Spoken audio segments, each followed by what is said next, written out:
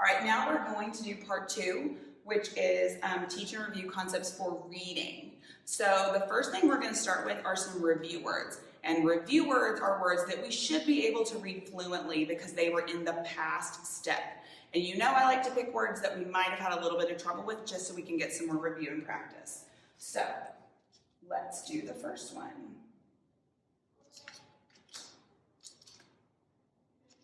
All right, we're going to read it fluently because it's a review word. We do not need to tap for these words.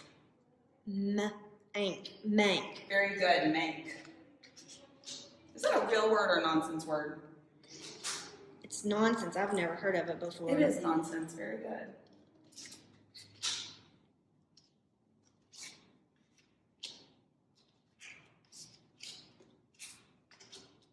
Can you read that word for me? Drab. Very good. Do you know what drab means?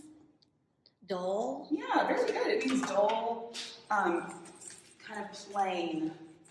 It's not a very fun word, is it? It's not like, it doesn't make you think of anything like exciting or pretty. I might say that the color of this classroom is drab.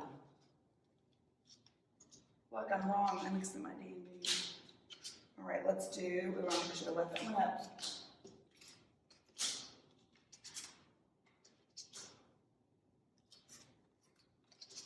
All right, can you read that word for me? Depth. Very good. That is my digraph blend at the beginning or the end of this word? The end. Very good. It's this PTH. And so is this 2 sounds quick together or is it 3? Depth. Well, TH makes 1 sound, so it's 2 sounds. Very good. So even though we have 3 letters right here, we're still just making 2 sounds. Good job. Okay, now that we've done our review words, we're going to go ahead and move into some of our new words. And we are in step 2.5, which means that we are working with 3-letter blends. And 3-letter blends can be really hard to hear because we say those sounds. This was not a 3-letter blend, it was a digraph blend. But 3 sounds all smushed together can be kind of hard. Okay, so the first one, sometimes you know it takes Ms. Carpenter a minute to build these words. And I need a bigger board. We're going to need a bigger boat.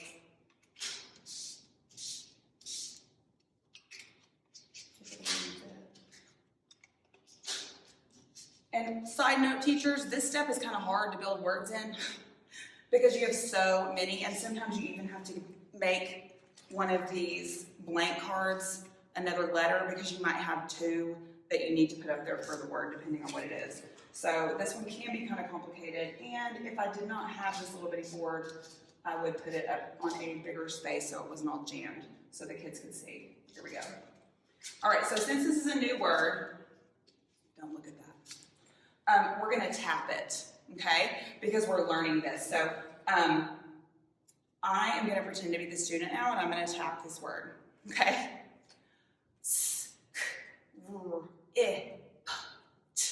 Script. Did you see what I did? I ran out of fingers, but I just continued with the next one, okay? And as kids get more fluent, they don't have to tap as much. When they can start reading that word, they don't have to tap it. But we want them to tap it at first because it is multisensory and it does help them get used to breaking that apart, especially with these 3-letter sounds, because they will leave it out. When they're spelling it, when they are reading it, they won't say it all. All right, so the first one is script. And you can go over what that means with them too. Like, have you ever heard that before? This is a good place to weave in vocabulary questions. Also, I should just leave that as because like all of them are SCR words, I feel like. I've gotten used to doing virtual, and so this is kind of hard.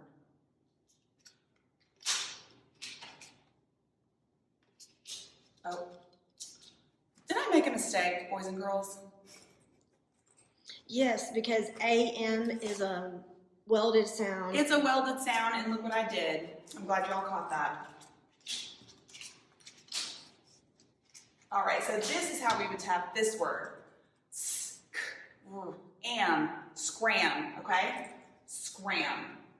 And then we can talk about, is this a closed syllable or a closed syllable exception? The student would say this is a closed syllable because it has 1 vowel that's closed in. And then we can say, how do you mark that word? And you would put a C here, and they could come up and scoop the vowel with a bread.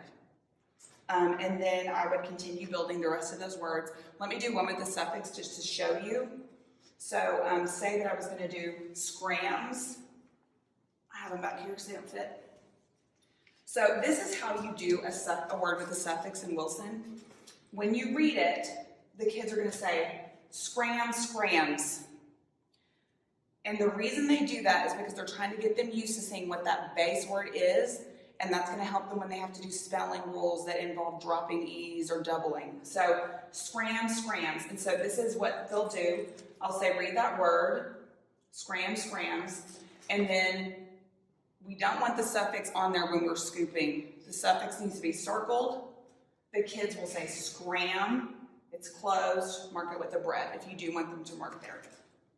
And so this is also the part of the lesson where if you have word elements, you might go over those. And I've got those back here because this is the teaching part. So sometimes it'll seem like, oh my gosh, look at all this stuff in the manual they want me to teach in this one lesson. You can split that stuff up because you're going to be teaching them how to read these 3-letter blends.